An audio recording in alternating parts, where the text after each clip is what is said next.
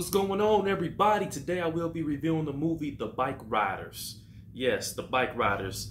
Now, this is a crime/thriller movie. This is 2 hours long, and this movie was supposed to come out last year in 2023, but I think it got delayed because of the writer's strike that happened last year. So now it's out. Over the course of a decade, a Midwestern motorcycle club evolves from a gathering place for local outsiders to a sinister gang, threatening the original group way of life. And the director of this film is Jeff Nichols. And let me just get to the point. Let me get straight to the point. I was very disappointed in this movie. Yes, I was. When I'm going to see a biker's movie, a biker's gang movie, I'm looking to see something very raw, uncut, a lot of crime, a lot of thriller in here. And to me, they didn't really have much of that in this film, which that really pissed me off. So that's just like me going to a football game. If I'm paying money to go see a football game, and I'm so excited about it, I'm ready to see a good game, and I get there, and all they're doing is practicing. I'm like, okay, I want to see a good football game, and all they're doing is practicing. It's kind of like this movie right here. They kind of tease you with something. You think you're going to go see something that's very raw and uncut and intense, and you look at the movie, and it's like they only give you little bits and pieces of the film.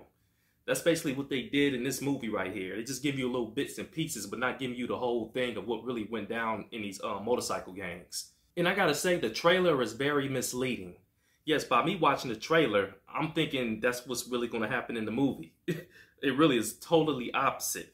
And it's like, how you gonna have a biker's gang movie, without the intensity, without them going against other gangs? Because that's in real life. This movie is based on a true story. So in real life, they were going against a lot of gangs, a lot of corruption going on, and they didn't really show too much of that anyway. To me, it seemed like this movie was about a bunch of dudes just talking. That's all it was. A bunch of dudes in a motorcycle gang just talking and chilling and just shooting the shit. That's basically what it was to me throughout the whole movie, basically. And I'm not saying motorcycle gangs didn't have peaceful moments before. Sometimes they do have some peaceful moments here and there. I'm not saying they got to be violent all the time, but majority of their lifestyle is a violent lifestyle. So, yeah, and I gotta say, now you did have a few scenes in there where they did show some violence. Don't get me wrong, they did have that in here. But to me, the movie was weak. It was weak. This movie was weak for it to be a biker's gang movie. Then, of course, you have Austin Butler.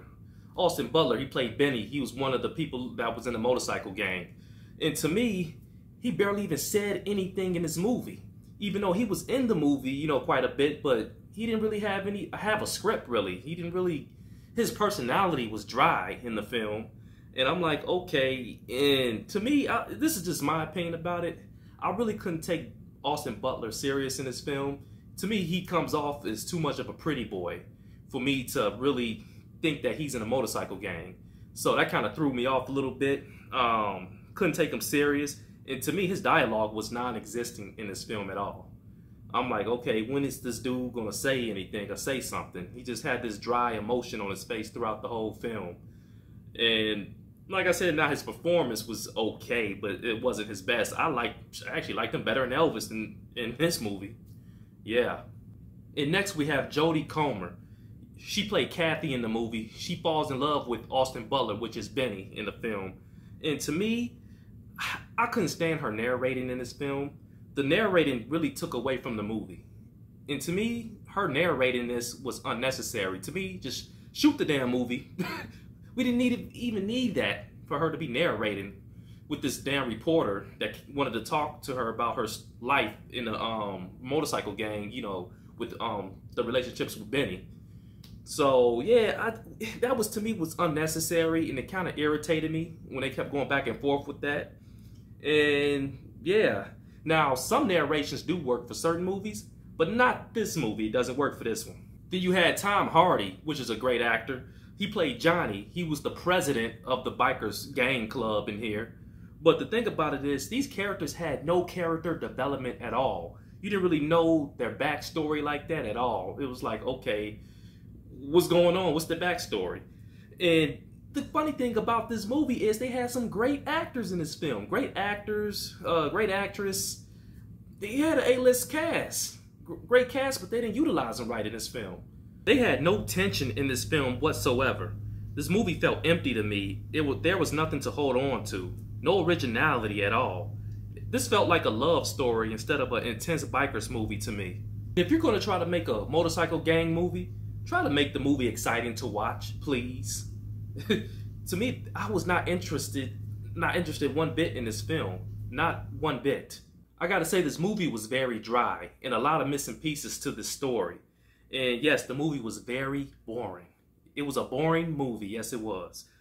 I think I dozed off about twice, but altogether I probably dozed off for only about 5 minutes, so I didn't miss that much of the movie.